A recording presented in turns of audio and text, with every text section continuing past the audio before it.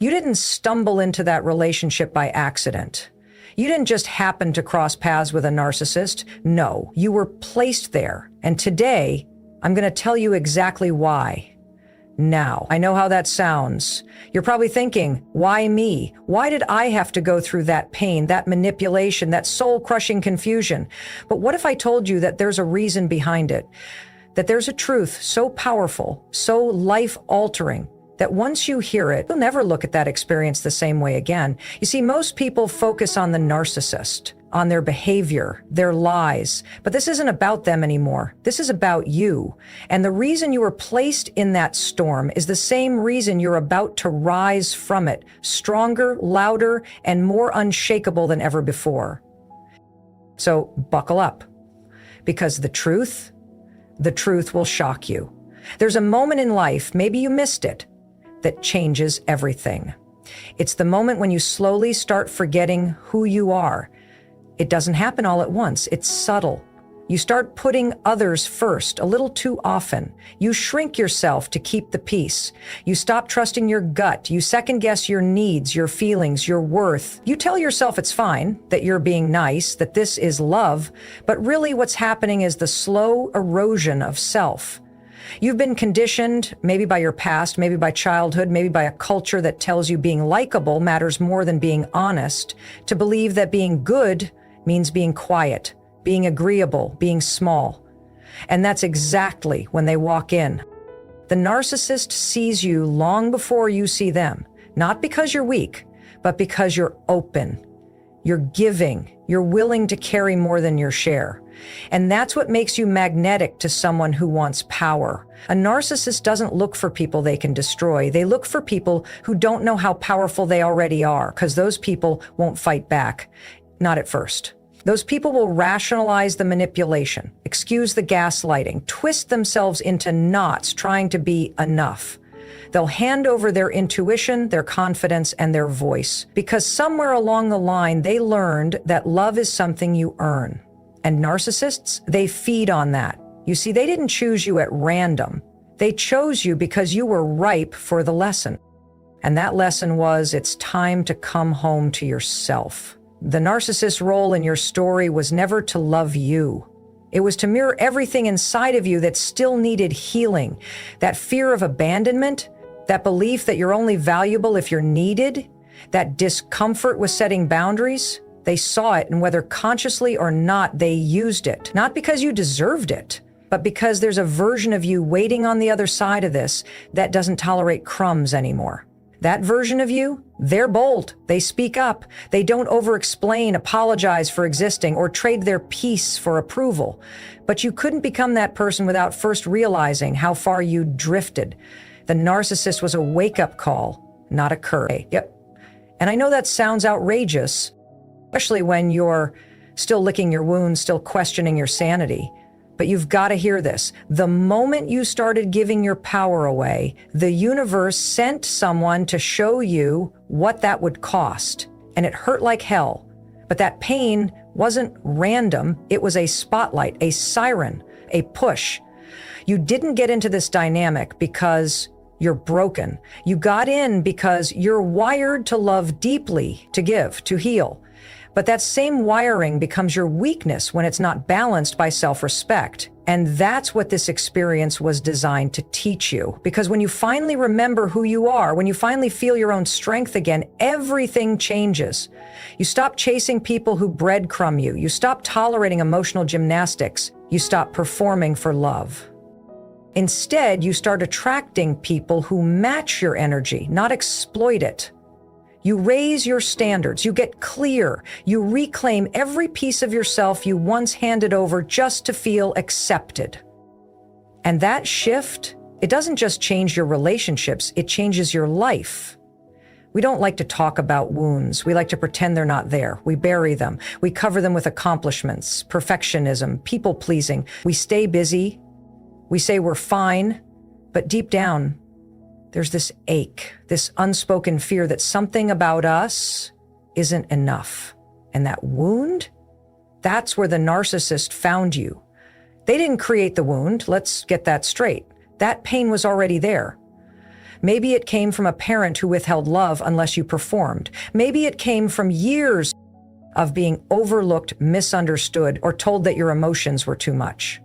Maybe it came from trauma or neglect or the constant pressure to be everything for everyone. Wherever it came from, it left a space inside you that was craving something.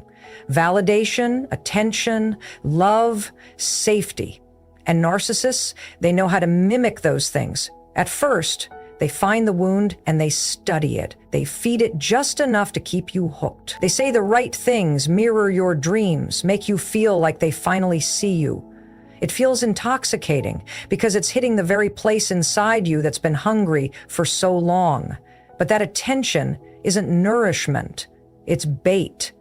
And when the mask drops, and it always does, you're left confused, questioning everything. You wonder if it's your fault. You wonder what you did wrong. You think maybe if you try harder, fix yourself, love them more, it'll go back to how it was in the beginning. That cycle, it's not about love. It's about power, and the narcissist uses your wound to gain it, but here's the twist. What they didn't realize is that in exploiting your pain, they exposed it. They dragged it into the light, and that's when everything starts to change for you. Because you can't heal what you don't see. You can't fix what you're pretending doesn't exist. That relationship forced you to confront the very part of yourself that you've been avoiding, the one that feels unworthy, the one that doesn't trust, the one that settles. And yes, it's brutal, it's messy, but it's also necessary because the same wound that let them in is the same wound that's going to lead you out. This is where the growth happens. This is where the transformation begins. You start asking different questions. You stop trying to change them and start focusing on healing you. You set boundaries, not to push people away, but to protect the version of you that's finally learning how to stand tall. You stop performing. You stop chasing. You stop tolerating half love and emotional chaos. You begin to see that your worth was never up for negotiation and definitely never dependent on someone else's ability to recognize it. And listen, this is hard work. Healing isn't glamorous. It's not all bath bombs and journaling. It's crying in the car. It's cutting ties. It's sitting with pain instead of numbing it. But it's also freedom. Real, deep, unapologetic freedom. Because when you finally face that wound, you stop bleeding from people who never deserved your sacrifice. You reclaim your story. You stop being ashamed of the hurt and start seeing it for what it was, a teacher. That narcissist may have triggered the pain, but they didn't define you. What defines you is what you do with it. And every time you choose yourself, every time you say no to dysfunction, every time you stop explaining your worth, you're rewriting the narrative. You're showing that the wound didn't win. You did. Some people are born into love that feels safe. Others are born into survival. If you were placed in a narcissist's life, or they were placed in yours, chances are you already knew dysfunction before they ever showed up. You just didn't call it that. You called it normal. You called it love. You called it just the way things are. So when the narcissist came along, you didn't recognize the red flags as red. You saw them as familiar. And familiarity is dangerous when your blueprint for connection is rooted in pain. That's why you stayed longer than you should have. That's why you rationalized behavior that made your gut twist. That's why you ignored the whisper inside you that kept saying, this isn't right. It's not because you're weak. It's because somewhere deep inside, your nervous system was trained to find chaos comforting. But here's the thing, your soul wasn't. Your soul knew. That's why it ached. That's why it eventually started to scream louder than your conditioning. Because your soul didn't come here to repeat cycles. It came here to break them. And that's why the narcissist entered your life. Not as punishment, but as a catalyst. They forced the truth to the surface. They exposed the patterns you couldn't see. They brought to light the parts of you that were still living in survival mode. And in doing so, they gave you a choice. Keep repeating what you've always known or rise into what you truly deserve. You were chosen for this work, not because it's fair or easy, but because you have the strength to stop what's been passed down for generations. You were placed in that dynamic so you could see with undeniable clarity what needs to end with you. The emotional manipulation, the silent treatment, the walking on eggshells, the fear of being too much or not enough. That stops now, not just for you, but for everyone who comes after you. Because when you decide to heal, you don't just heal yourself, you rewrite the entire story for your bloodline. It's messy work. It means grieving what you never got. It means reparenting yourself piece by piece. It means saying no to people you once would have bent over backwards for. It means watching people fall away when they realize you won't tolerate dysfunction anymore. It means being alone, sometimes painfully so, while you rebuild from the ground up. But in that rebuilding, you find the real you, the version of you who doesn't chase love. They choose it. Who doesn't confuse intensity for intimacy, who doesn't ignore red flags in the name of potential. Breaking the cycle is about becoming conscious. It's about no longer accepting crumbs just because you were raised to believe a full meal was too much to ask for. It's about realizing that just because someone wants you doesn't mean they're good for you. It's about understanding that love without respect, without empathy, without accountability isn't love at all. And here's what's wild. Once you break that cycle, the world starts looking different. You start noticing the way people speak to you, the way they show up or don't. You start trusting yourself in a way you never have before. Your intuition sharpens, your standards rise, your peace becomes sacred. And suddenly, the same patterns that once kept you trapped don't even tempt you anymore. Because when you know your worth, chaos isn't attractive, it's exhausting. And the moment you stop choosing pain disguised as love, you change your entire reality. There's something about a narcissist presence that feels like a storm. One minute it's calm, too calm. The next, chaos. You never know where you stand. One day you're the center of their world, the next you're invisible. It's confusing, exhausting, and it chips away at your sense of reality. But here's the thing nobody tells you until you've lived it. Their chaos wasn't just about them. It was about you. It was a mirror. A disruption, a wake-up call, because sometimes the only way life can get your attention is to shake the ground you're standing on. The chaos wasn't punishment.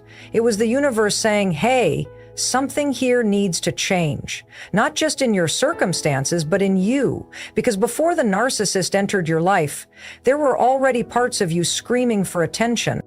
The part that settled for less, the part that struggled with boundaries, the part that confused being needed with being loved.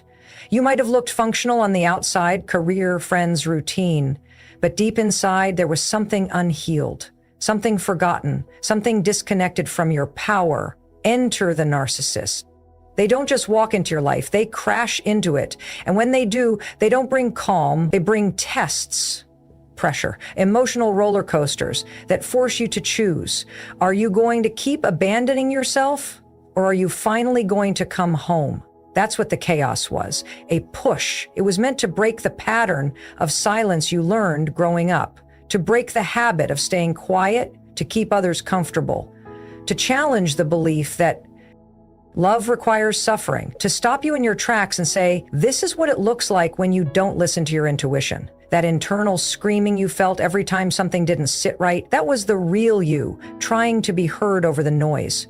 You kept trying to fix the relationship, fix them, fix yourself, when what really needed fixing was the story you believed about your own worth. Because you weren't just tolerating chaos, you were adapting to it. You were becoming smaller, quieter, more accommodating just to keep the peace. But that peace, it was fake.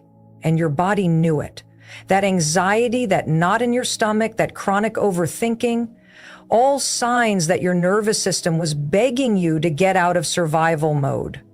But sometimes we need a storm to shake us awake, to tear down the illusion, to expose the places in us that still need to rise. And here's the truth most people won't say out loud. If the narcissist had been calm, kind, and consistent, you would have stayed. Maybe not forever, but long enough to keep betraying yourself.